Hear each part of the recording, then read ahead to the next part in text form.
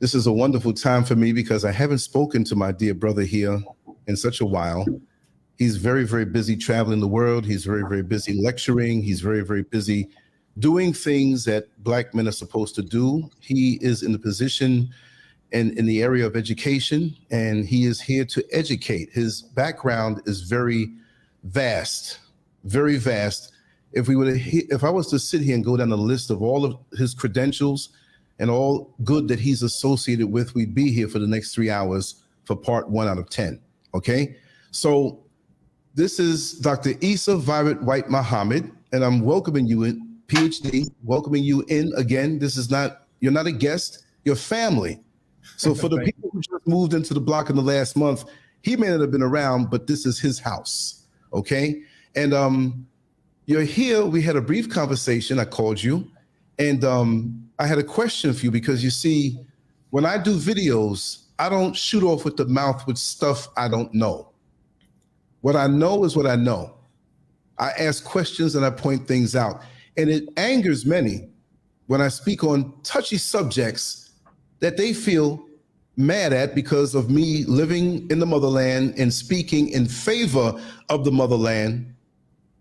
We know Memorandum 46 was put out there to keep us separate.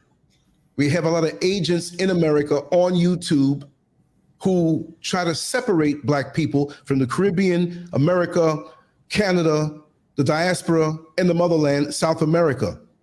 And many of these people are so ignorant and butthurt, waiting for their daddy, their government daddy, to give them that reparations check that pretty much won't come. If they give it out, I'll take it. You know why? Because I know how to use it. So now, brother, I'm going to pose a question to you or read off a statement that was left on, and I'm going to give this person some internet fame. But how do you feel about that overall? And I'll pose the question to you and I'll ask you to answer it.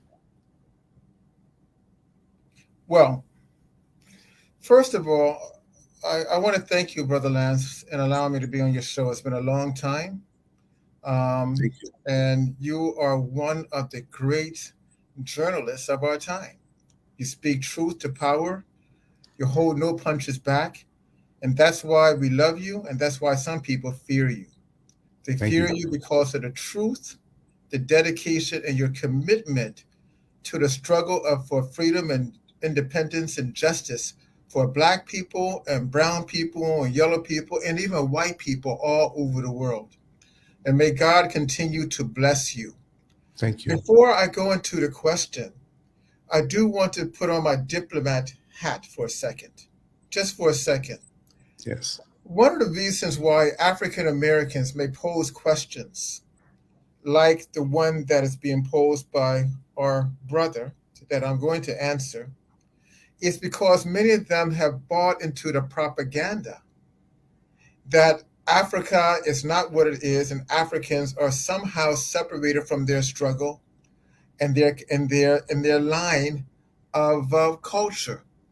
And the reason why they're being separated is because the United States is in a war with China, with Russia, with India, with Pakistan, and even Israel in reference to who's going to have the major influence in Africa.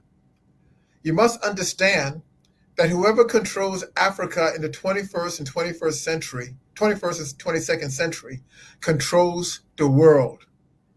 So therefore, you must be careful, Black Americans in particularly, I'm talking to them, that you don't play the pawn for the white Americans to follow the path of ultimately subjugating your own brothers and sisters in Africa for the benefit of white America and the EU, European Union. So therefore, sometimes they preach an idea that they don't know what they're talking about. Now, let's get to the question now.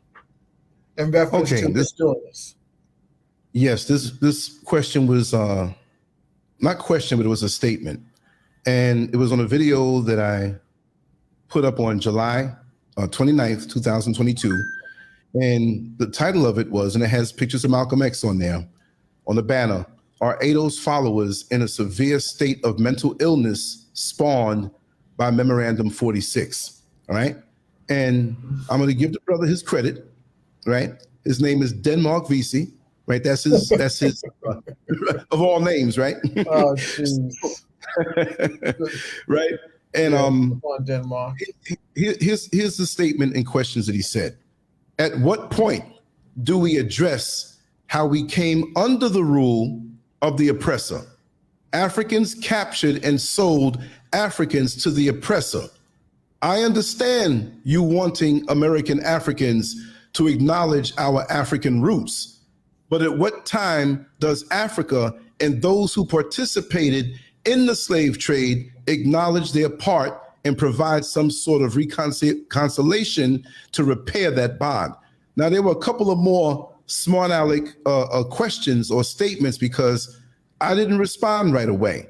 Like I said, I don't really run down to speak on a subject I don't know completely about. But from being connected to you, I know it, but I may not be able to articulate it with the facts. Therefore, I don't want to come off stupid or like I'm misinformed, because this is your ability. I'm here as the plate and you're the food on the plate, brother. So I know my role. Now, there's another couple of comments here by one who has been trolling me, okay, after the same statement now, right? Victor Thomas, here's a little bit of fame and acknowledgement for you. Now, I want to say after this, I'm not getting into this rolling around in the hay and in the sand with those who are twisted in the head about their place in this world, in this place in history, and what has been taught to them in the white history books that don't tell them everything, because these people obviously have never researched. It's a lot of emotionalism from these cult leaders who are provided by the government to get you emotional, to look at your brother like he's something else because the ship dropped us somewhere else, right? Now here's another one. Victor Thomas, here's your 15 minutes of fame on the LANCESCURV show. He says after Denmark VC, these Africans and so-called African Americans and engaging in PR campaign to clean Africa's historical ass. However, slavery is growing in Nigeria as we speak. And then someone else named Davis C. 6837 said an hour ago, notice no reply to the truth. All right. Well, here's a reply. I don't hide behind a keyboard. And when I roll with somebody, we don't roll with just a cheap person speaking out of some rhetoric. We have an intellectual gangster here who is part of history, American history, right here that you're looking at. Okay. And he's showing his face. I called him on the phone and here he is. A lot of people talk trash. I'm going to come back, and they never come back. Don't put me in that category. You don't know who I know. Go ahead, brother, and speak on this. Right. Thank you. First of all, it's no doubt that there was slavery in Africa prior to the Atlantic slave trade. For centuries, there's slavery going on among different empires, different nation states. That's truth. The issue is what type of slavery and what was taking place. First of all, there are four types of slavery that I'm going to deal with, and a fifth one. The first one, there was slavery in reference to two states having a war. And oftentimes, the prisoners would be placed into a servitude system by the enemy. That happened. It was common. That did happen. Secondly, there's a second type of slavery, where a payment, whereby a family member or a family group may have a debt to another group, to another family, in fact, and a person is sold into slavery to take over a debt. Then there's another type of slavery, and that is the prison system, peonage, penal system, whereby a person who has been convicted of a crime, they can also be placed into slavery. And then there's a fourth type, inheritance. All right, person can inherit a slave. This happened in Africa. But what makes that much different than the slavery you had with the Europeans and the Americans was that The slavery in Africa like this was one where their humanity was never taken from them. That means this: it wasn't perpetual. That is, when they were enslaved, they could get out of that system by good work, by just a time period, and they would have full rights of anyone else within that society.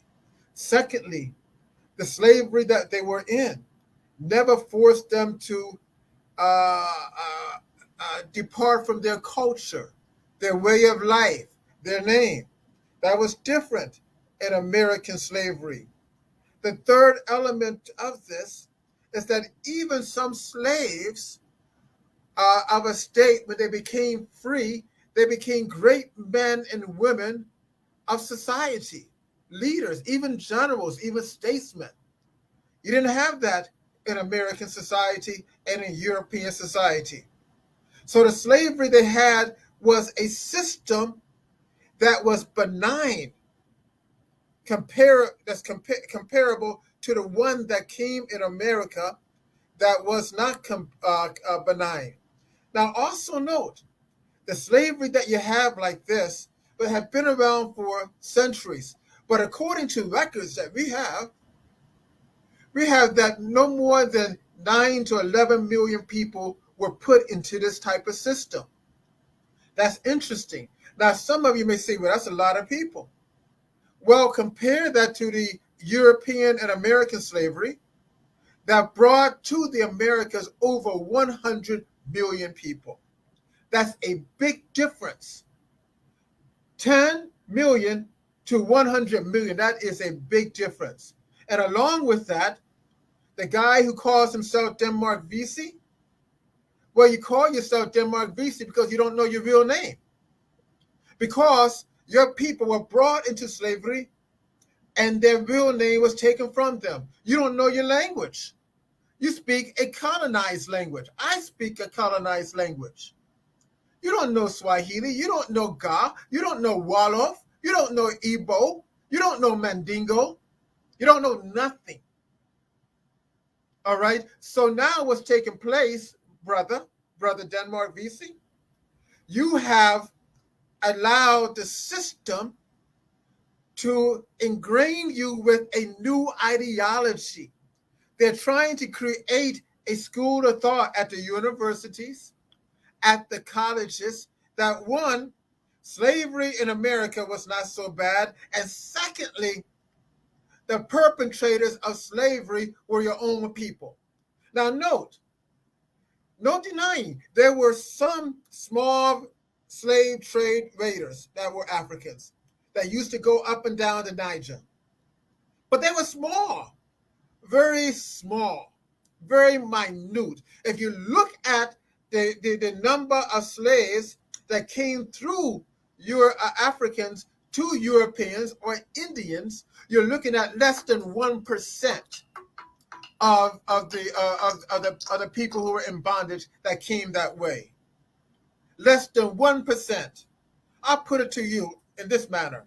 Except for the story of Alex Haley with Kunta Kinte, which says that he was captured by another group of Africans, how many other stories have you heard like that are duplicated in the annals of American history in the United States or in Europe or in Central America? You don't find them because there are more stories of Europeans doing the capturing.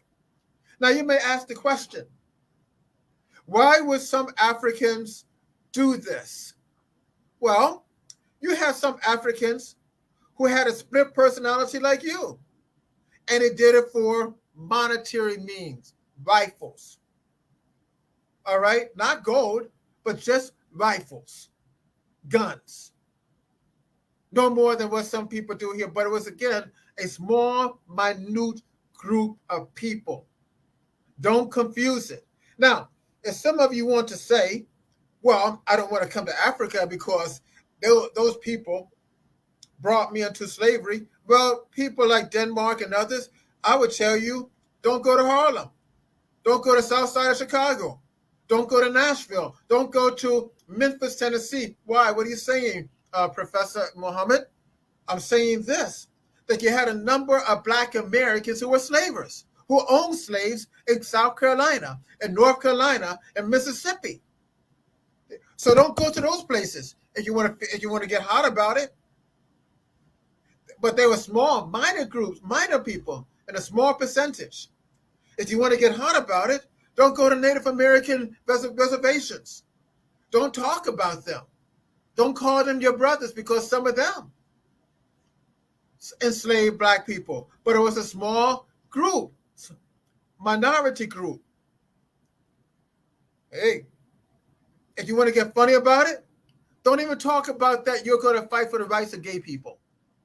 Because most of the slavers who were Europeans, they were homosexuals.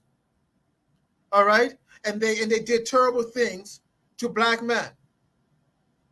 So don't get caught up in this little petty little thing to make you sound like a fool. Because there's more in common with the African and African American people than there are differences. Let me tell you something.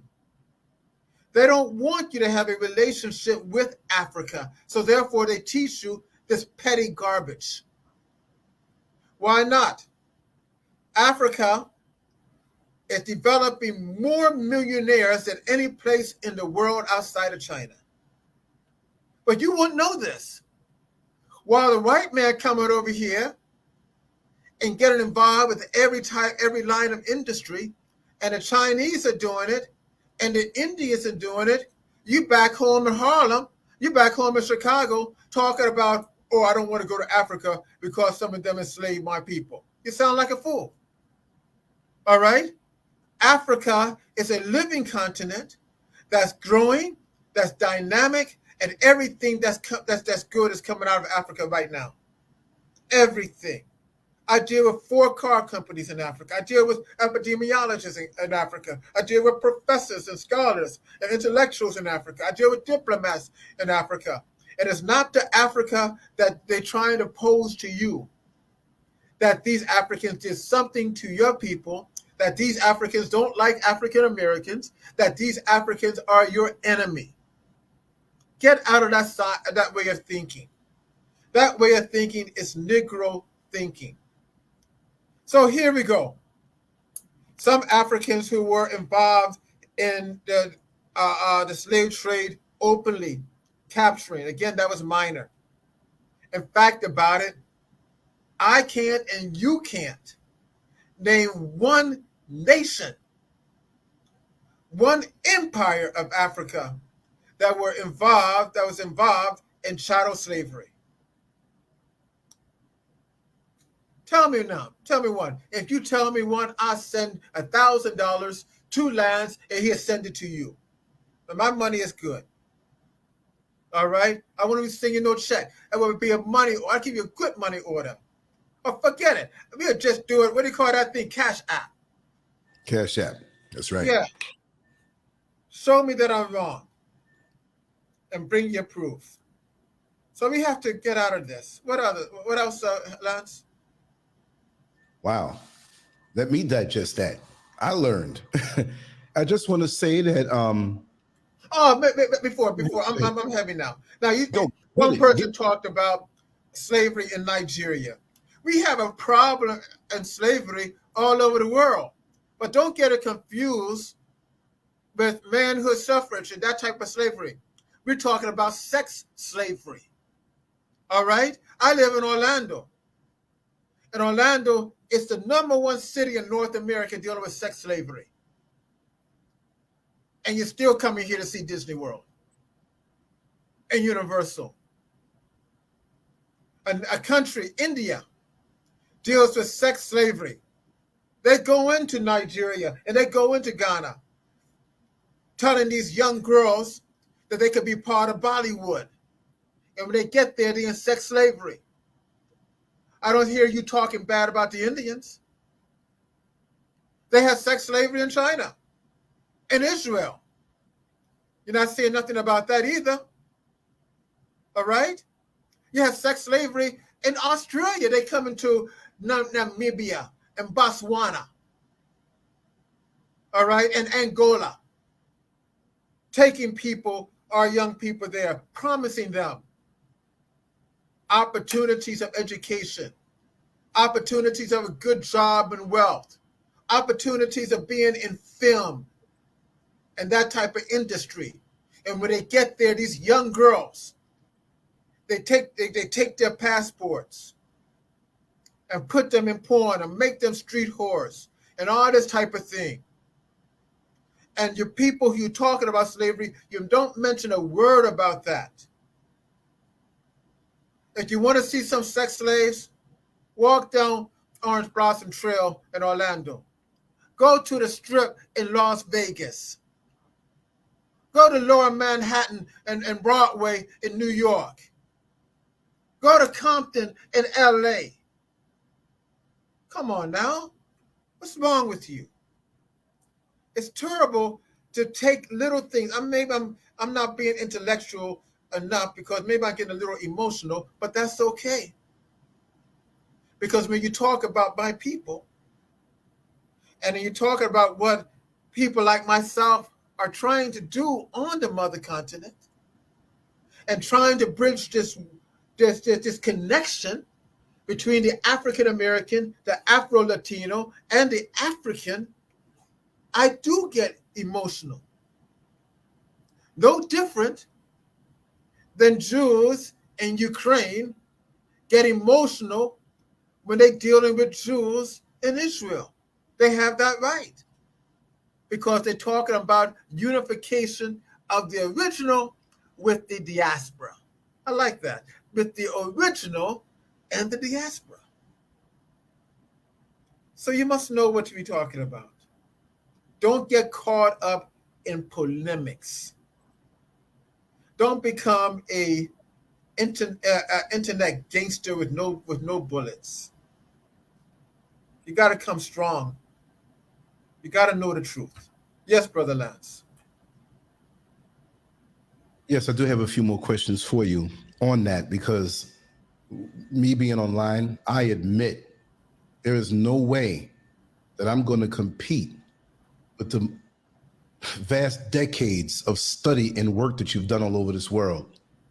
So if I come with something, I'm going to come with somebody who is knowledgeable. Many of these individuals don't travel. It doesn't mean you can't learn in the day of Google and the internet, but there's nothing like traveling and actually being there. And I find that many of these people do not travel extensively. To speak from experience, but they get on with a fraudulent name on a keyboard and want to throw things. But sometimes you poke the bear or you poke the wrong bear and you find out you're in a sorry state of affairs. Just for the record, if you can even remember the amount of places that you've traveled to across this wonderful planet, just tell the audience and tell me again, places you've been, brother. Well, first of all, I'm blessed to have traveled to over 130 countries, easy. All right. I have been blessed to travel. People ask me, "Where do you travel? Were you in the military?" No, only the military of God. You know, and the military of our people. What were you doing? Some people think that I was a spy and so forth.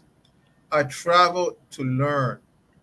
In the Quran, it teaches us that Allah made people in tribes and nations to know each other. You cannot know each other if you stay in your own little corner. So you travel, you study. In fact, I'm en route pretty soon to Sri Lanka because of the problems they're having there. Because we have people there too. You didn't know they have black people there, did you? No, I know, but most people you know. Right, yeah, right. yeah. They look like somebody from south side of Chicago. But they're in trouble because of turbulence. So I have traveled extensively through Africa, extensively through Europe, every country in the Caribbean, every country in Central America, every country in South America. All right. And of course, the United States and Canada. So, but you said 30, that pretty much covers most of it, right? Yeah, I mean, I haven't spent that much time in Asia, but I will be going. Right. All right, because I have to study and I'm dealing with some people in that area. But when you begin to travel, you begin to see several things. You begin to see that people are very similar. People want justice and liberation and freedom. People want to be able to make a few dollars so they can have a vacation with their family, so they can have opportunities for education, so they can have a decent house, a decent car, or decent clothes. People want the same thing all over the world. People want peace. People want love. People want understanding. People want to be protective of the environment, of the water, of the animals, of the insects. Most people, especially people outside of Europe, Europeans have another issue. All right, they are people historically. I'm not sounding mean or racist or anything, but historically, they have been a people who destroy things, destroyed the environment, destroyed most of the natural resources of a community, destroyed animal life, insect life, plant life. Everywhere they go, they have created mischief, especially from the isles and the eyes of America. I mean, it's like that. They talk about bringing peace and democracy and love, and they leave mischief and hostility and destruction. We see that in Libya. We see that in Iraq. We see that in Syria. We see that in South America. We see that everywhere they go. All right. You know, it's so bad now they have even destroyed the world. Do you realize, Lance, that somehow that the world right now is rotating faster than what it's supposed to be? I saw that. All right. Yeah, 0.0124. Yeah. Yeah, Seconds, something like that. And Yeah. and what it means increased volcanic eruptions, increased earthquakes. It means some things that we can't even imagine. And you say, why is this taking place? It's taking place because, now I'm going to sound like the imam that I am now. It's my third hat. It's because there are some things that the human community, Europeans and Americans in particularly, have done to go against nature, go against God. And there has to be an apology, an element of asking for forgiveness. Right now, look around in the last 3 years. Look at what has happened to the United States. 4 years ago, we bragged about that we were untouchable. The strongest economy, the greatest military, the greatest educational system, the greatest medical system. It all has crumbled like a deck of cards. What? The COVID, we have more variants of COVID, coronavirus that you can imagine. Over 200 different variables of this. 200. All right, and it's still killing 800 to 1,000 people a day in the United States. They're not talking about it. I'm an epidemiologist. I know it. I do the research. They have more stuff that's taking place. The monkeypox, they try to make it like as an African thing. But do you know that there are two strains that's taking place in America? One from Europe and one from Africa.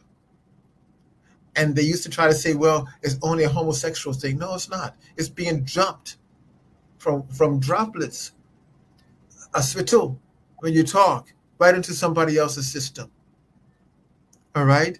And it gets into your eyes, your nose, your back of your throat, your anus, your vagina, everywhere you can imagine. It is horrible. It's a horrible sickness and a horrible death. If that's not bad enough, we saw polio coming back in the United States. We thought we got rid of that. That's taking place. It's about time that you people, that us, I'm talking you people, I'm talking about myself as well, that we get rid of this petty differences of argument and focus on stuff that really counts, that's really important. Arguing about slavery is not going to do us much good now. I can give you the historical fact, in which I did, and I hope you take heed from it, and I hope you do some more research. But it's not helping our situation now. Right now. Right now, the United States, many of you are listening from the United States. The United States is on the verge of 4 wars. 4. We're already fighting in Ukraine. We have our soldiers there. We have our military advisors. They're using our weapons. And Russia is kicking the butt out of NATO and America right now. And they're carving up Ukraine. All right, just slowly carving it up. And the United States, along with Biden, want to put more money into it.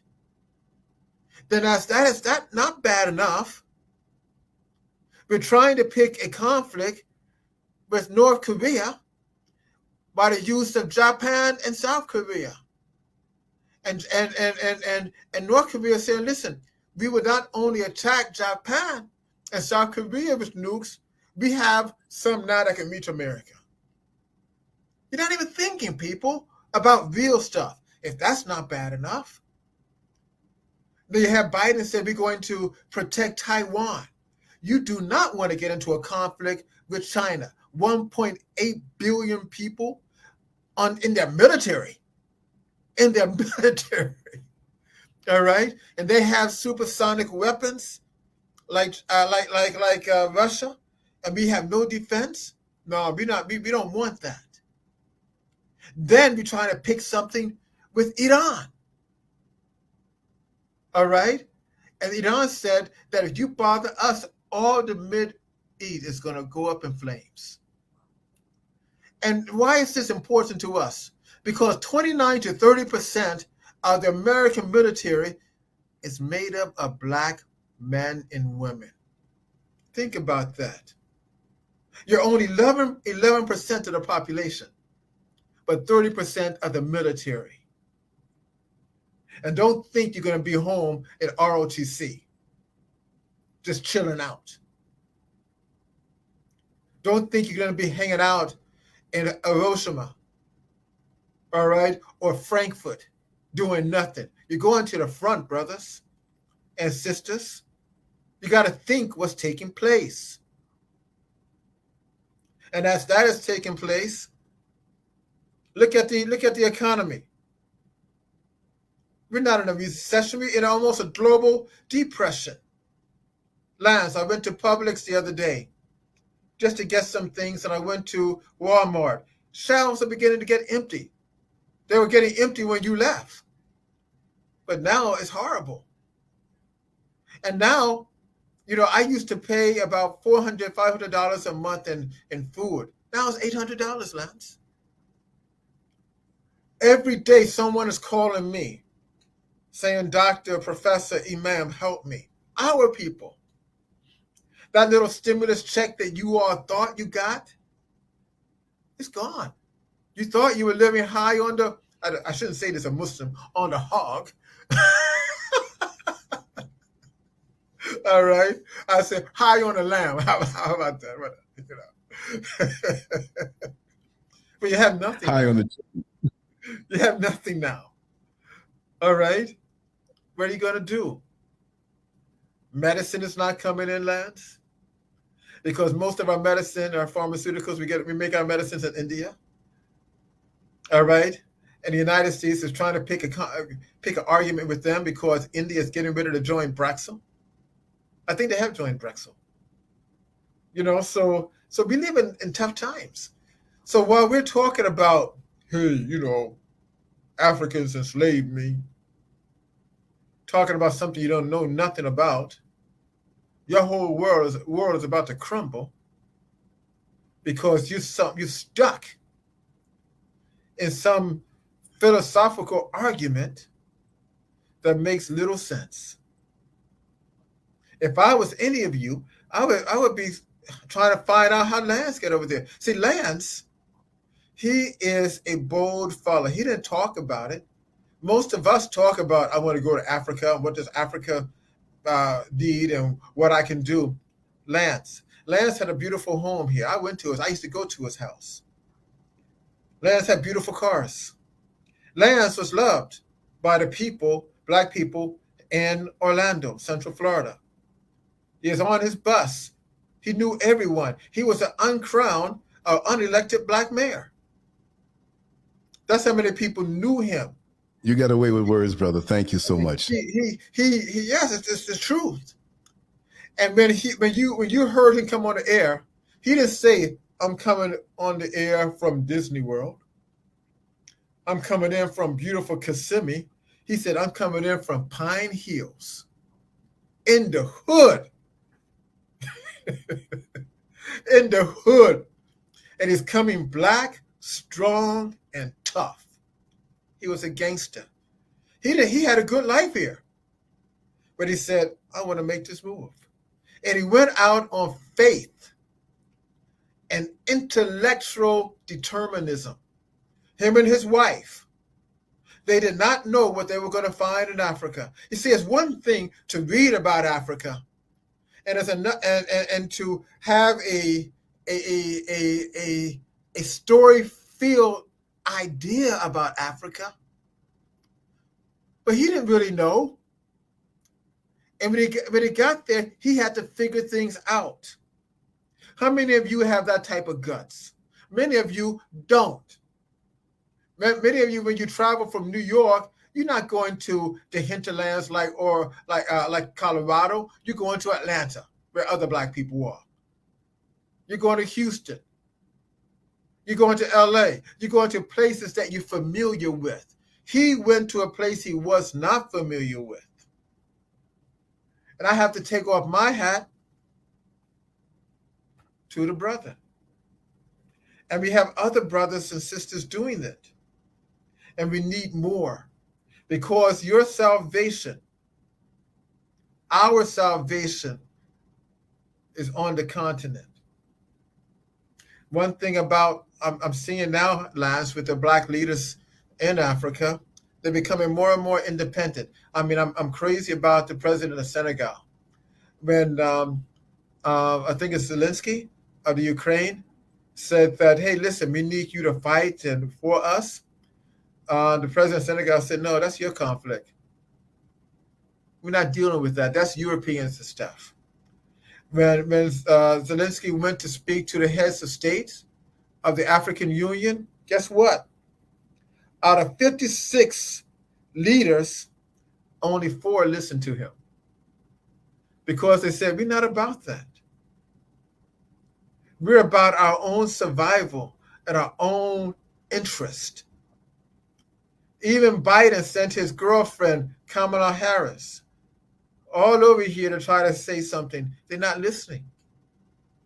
And as black people and black leaders have taken on a new stroke in Africa of being completely independent and fighting for their own independence and struggle, guess what? Latin Americans are doing it too. Check this out, Lance. When the United States and Biden held the Latin American Summit in Los Angeles, guess what? Several Latin American leaders and Caribbean leaders didn't show up, because he wanted to push this idea that you got to boycott Russia. And they took on the image and the ideas of Nelson Mandela. When Ted Koppel said to Nelson Mandela that, "Listen, why are you friends with Colonel Gaddafi in Libya?" And Nelson Mandela said, "Just because he's your enemy doesn't make him my enemy." And that's what they said all over the world now. This whole thing that's taking place in Europe and everybody against Russia is only Europeans. Everybody else is just abstain. That's not my problem. All right? I'm gonna get my grain. All I know is that Russia is helping with educational institutions like China, building bridges, building industry, and they're not telling me that I can't be an African, like you telling me, America. You see, African Americans need to know this, and even some Africans need to know this, because some Africans don't know this at all. All right, it's a new day that's coming. It's a new world that's taking place right in front of your eyes, that Allah, God, is building with you, the African and the African American, in the forefront. But don't be so stupid not to recognize it, or you'll lose your place. Everything has a season. I'm sorry, you have another question? I mean, I No, just get excited by this, man. keep on being excited. I'm sitting here and I'm just blown away how you're tying everything in together. Just roll with it, brother. I mean, coming on your show is like, you ever, had an old girlfriend before you got married, right? And you haven't seen her in a long time. You say, you're so happy. Oh, man, you look so pretty. You fine. How you doing? You just have a lot. It's coming on your show. It's like seeing my old girlfriend. I'm so excited. I can't help myself. Just let it flow, brother. There's always don't send me home yet. Don't send me home yet. Whenever there's a table set for everybody to eat, even if you're not here, there's a table set for you, a plate, a glass, and some food for you, just in case you come on through. Yeah, Lance, I didn't tell you that I have a new book coming out called Blacklisted. Really? Yes. You got to come on. Tell us about it. Rutgers Press, and Blacklisted is about how they try to the American system, how they try to undermine independent Black thought and thinkers, not just Black, but also whites who are thinking differently. Right. And this has been an ongoing trend, heavy now for the last 20 years. So now, while they're doing this, they highlight other people. I'll give you a case in point with this. I know some people are going to get mad at me. Well, I don't care because everybody's mad at me at some time. So that's part of my life. Let it all hang out, brother. Don't hold back. No, it's like one, Netflix. The Nation of Islam had put out a documentary on Louis Farrakhan that was going to air on Netflix a couple of years ago. Because of outside pressure, they didn't air it. But now what they're airing a documentary by Ben Crump, about Ben Crump, the attorney. Now, I respect Mr. Crump, right? For his civil rights litigation, getting money for people. But he is not a Louis Farrakhan, who has been in the struggle for over 50, 60 years, who's the only man in the United States who is Black, who is any man, white, Black, yellow, or green. He can come to a city on a Sunday night and call for a meeting on a Monday and have over 15,000 people in the audience. He's the only man. He's independent like you are. All right? That speaks to the needs and the heart of our people. But instead of putting him on the air, they put what you call a made leader. What I mean by that, Crump, he gets money for victims, but he has no record of being able to push any bills into law to change the conditions that will stop police brutality against Black people. They know he can't do it. They promote that. So therefore, they create a man, a leader for themselves that sounds radical, that sounds inspiring, but really cannot change the lot of what is taking place in the United States. So therefore, you continue to have police brutality. They're not going to highlight a Farrakhan who has the mechanism to make a dent in it. While Ben Crump, he's just chasing the case.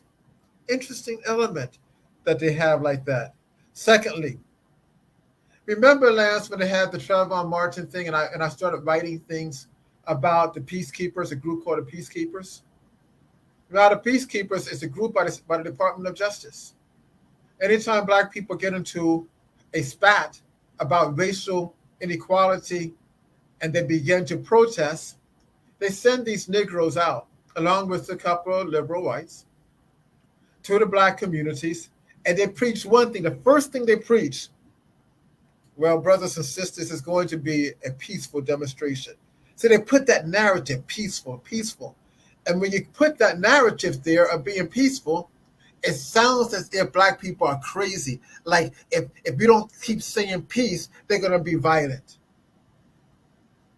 For the things that black people have If you- done, the things that white people have done to black people in the United States, black people should be the most violent people in the world, but they're not. That's right. All right, Yeah, we but may if you get could mad remember- at each other. We're more liable to shoot each other than shoot anybody else. Exactly. If you could remember, brother, they were there at the George Zimmerman case, Yeah, and we both were there outside. that's right. That's and, right. and we had, it was all the media out there, and Sister Lawana was there. Right. That's my sister. And that's how she's you funny. helped me. Say it again. Before you go on, Lawana now is running for the county commission, and she has a good chance of winning. All right, I'll get it on. Even though I'm here, I'll still get it on. But it was funny because you had all the media lined up in their trucks out there. Yeah. And when Lawana walked through, they all know her, and you heard them whispering. But then when we turned the corner and we met, and you were speaking about the peacekeepers then because they were there, Right. trying to get press outside, right outside there in Florida, the George Zimmerman Trayvon Martin case. Mhm. I had my little camera, and you saw me, and you were able to facilitate getting Brother Akbar Muhammad with me on the show for the first time. And several times we met after that, and all beautiful thing. But that day they were out there. And why do they do this? I mean, you already explained it, but you see how they watch us and they know our power, and they don't want us, not necessarily for violence, but to use that power that we have in a focused way, in a sustained way, not just burn down a few places and get mad and go back to the Korean at the mall to go get hair or go whatever, but to keep it sustained. Because you know, as a fighter that you are, as eloquent as you speak, you can kick some ass with them hands you got, right? I'm trying, John. I'm trying to stay safe. And every time I see you, you look younger and younger and younger. So there's definitely a force from within pushing against the forces that are on the outside, and you're winning.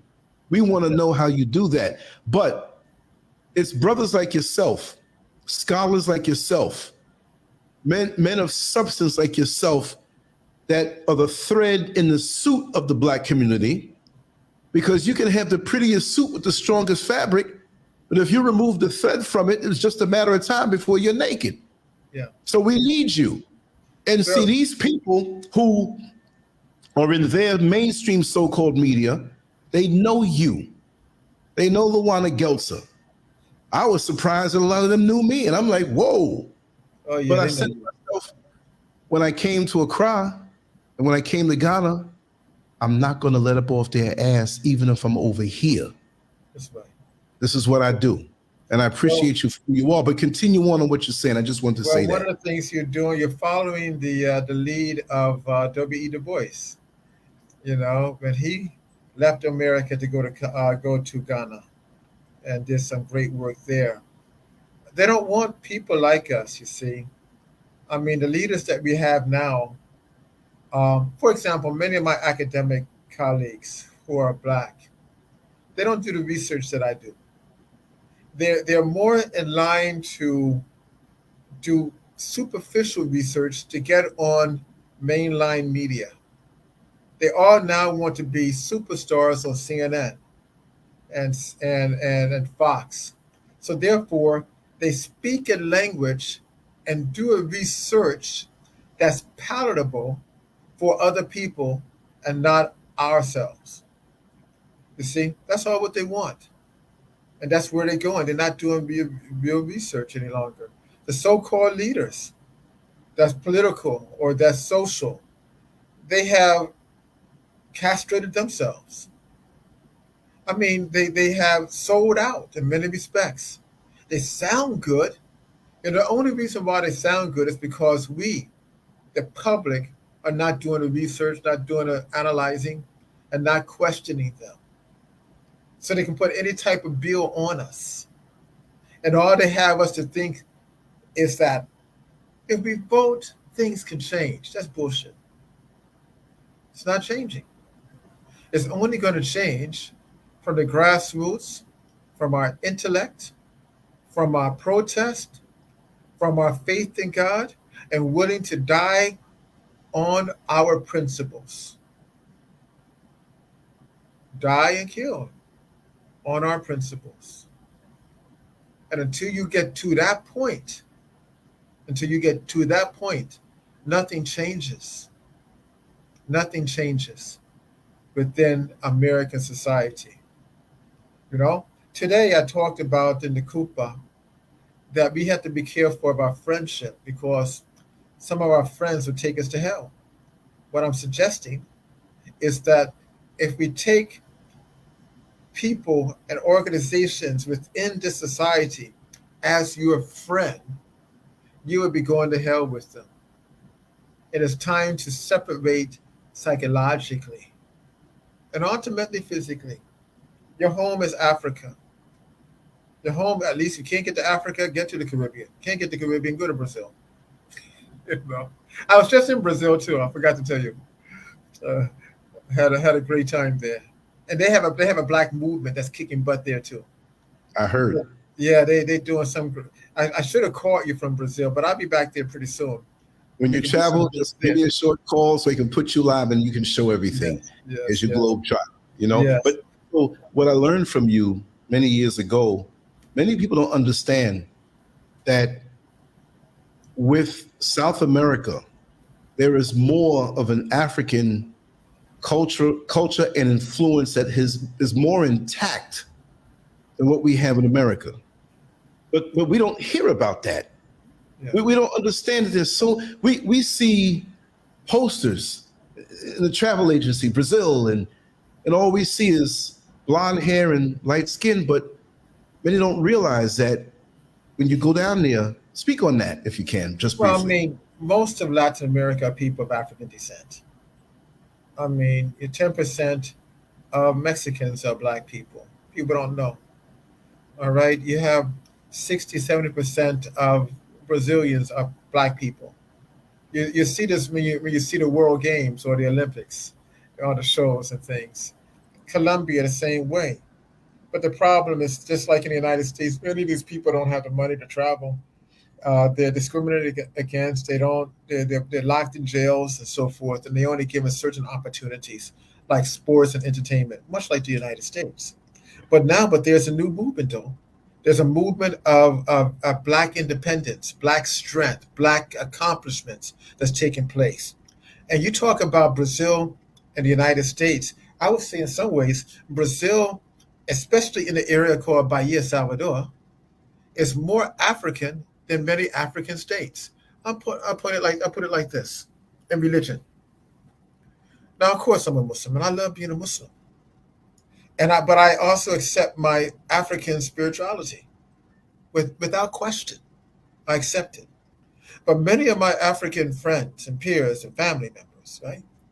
They don't accept their African spirituality. They would tell you quickly, "Oh yes, my ancestors were practiced a pagan religion," things like that. Negative about their own culture, their own religion. However, in Bahia, when you go to Bahia, they practice an African religion called Candomblé. Beautiful. And Macumba. And you see African saints, the 7 African kings, or the 7 African saints, all over the place in statues and pictures, on billboards. They're saying, yes, I may be Catholic, but my roots are African spirituality. And when the people have that, I have to give respect to. Because instead of them saying another religion is secondary, they're saying, is first, they're saying my religion is first, the other is secondary. As opposed to saying that outside religion is first and my own spirituality is secondary. When a people can embrace their own spirituality and their own strength, you have a tough people to deal with because you can't fool with them. I mean, that's like, I would never expect to go to Italy and find the Pentecostal church overrunning that society. That's a Catholic society. and they love their Catholicism, and it's rooted in their culture, and I have to respect that. You see, they're not going to have anything else. America is a Puritan society. All right, you got to respect that. But when you change your religion and you deny your religion, your spirituality for something else, you lose 80% of your soul and 80% of your strength. It's like my dress, right? Brother Lance, look at me. Look, I think I look pretty good. Yes, you are. You're a model. I don't know about that. I'm just messing with you. But to see you with a magazine cover soon. Oh, man, come on. But seriously, this is how I dress most of the time. Now, even my African friends, and some Africans I don't even know, stop me downtown. Just stop. They ask me, am I Nigerian or from Ghana, someplace? I said, no. I'm from a small island called Manhattan. But they see that I'm wearing this and I have empowerment. And I'm giving them empowerment. Many of them are afraid to wear this. I said, if you can wear this in the city of Dakar, if you can wear this in Lagos, if you can wear this in Accra, if you can wear this in South Africa, then why can't you wear it in America and Europe? Don't be afraid of who you are. I think Honorable Elijah Muhammad used to put it this way: be yourself. That's right. Be yourself. Lance, I think I'm going to have to go. I forgot I have another meeting coming up in 10 minutes. You know I'll never tell you to stop, but I'm always going to be respectful of your time. Well, I hope your listeners got something from it. If they have arguments, I mean, that's fine. Sometimes we can argue to learn. You see, and even though we were on little on Brother Denmark VC, we appreciate his comments. And as long as he's writing and talking, that means he's willing to learn. And he's willing to have a dialogue so that we can be better as a people. Yes. And that's what we need. You know, and your show is much better than the Black News Network. With they have the kind of heavy set brother, Martin somebody. Oh yeah. Yeah. But you know, we need more people like you because he's being paid for by other people. And when other people pay you, they control your language. Compromised. Absolutely. All right. Exactly. At time. So yeah. So let me, you know, when you need me again, let me know. Yes. I just want to say that this was just going to be a 5-minute audio recording because I know you're busy. I said I just need 5 minutes of your knowledge because I know you're the person who can get the job done. I might be the mechanic on the weekend that can change the tires and change the oil and the brakes. When it comes time for a major engine overhaul, I have to call Dr. Issa Vibet White Muhammad because PhD, because you're the one who there's no doubt as to who you are. And I'm going to talk to you in private another time about setting some things up. And we miss you. This is your home. You can call me any time of day or night. And like a fireman, I'll be there to put out the fires of ignorance with you and allow you to do so. Oh, before you go, I don't know if you saw this breaking news, CBS. I'm looking at it now. You know, Alex Jones, he's a controversial journalist for Another Side. And he admitted $45.2 million in punitive damages. See what now? He has to pay $45.2 million in punitive damages. His voice is really going to be jacked up after this. Oh, yeah. Because you know how he talks. Yeah. So, you know, that's a sign for all of us. But anyway. Yeah, you see? May God, Allah will protect us. The spirits of Africa will protect us. And our intellect will protect us. And we will stay strong, bold, tough, and to the hereafter. There you go. Yes, sir. Thank you so much, my brother. I'm a pleasure. Thank you. Yes. Assalamu alaikum. Thank you. Alaikum salam, brother. Peace. Peace. Thank you.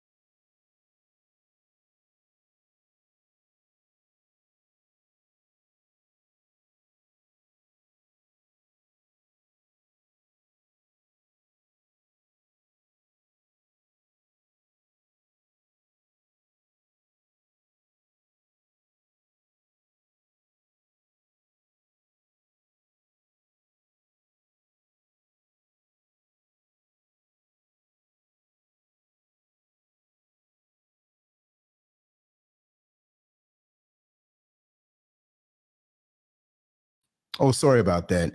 Just want to say thank you all so much for being here with us tonight. There'll be more surprise gems like this. There'll be some very much super surprises coming if I could line them up. This one dropped in my lap.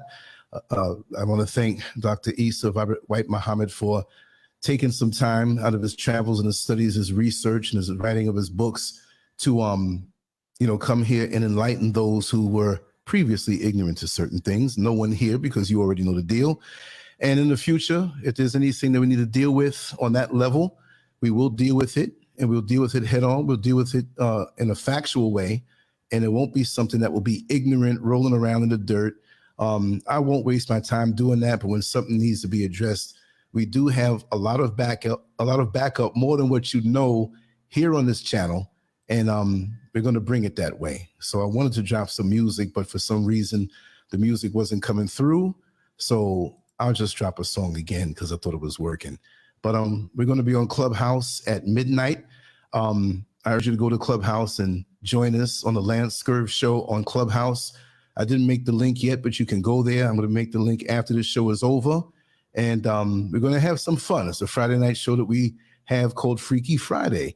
But it's a lot of intellectual dialogue, and we do go on unhinged in a special way like that. So I will play a song or attempt to do so, and everything's going to work out all right. But the meat of it was brought, and I know that this is going to be shared and liked and put out there because you're not going to hear this kind of stuff in the mainstream media. Okay? Much love. Tell them free my middle finger to your honor. In the days coming down the seconds on the timer. Goofy still trying to purchase that designer. About to buy, learn to grow my own food. Cause I don't like the look they give me in the Whole Foods. And when you stay ready, you ain't gotta get ready. But it ain't on me now, I'm limping cause my heavy. But ain't sweet. Think we thin. My whole attitude on MC Ren. It's my neighborhood now, Bob. I bought that. 400 years, how you still ain't caught that? I take pack to the lung, kill the stress to the head. I'm trying to do more for the soul, way less for the bread. Yes, sir. I take pack to the lung, kill the stress to the head. I see the things that they do way less than they said. Cause it's a war on the real, baby, look outside. A war on the real, baby, look out. Cause it's a war on the real, baby, look outside. A war on the real, baby, look out. Cause it's a war on the real, baby, look outside. A war on the real, baby, look out. Cause it's a war on the real, baby, look outside. A war on the real, baby, look out.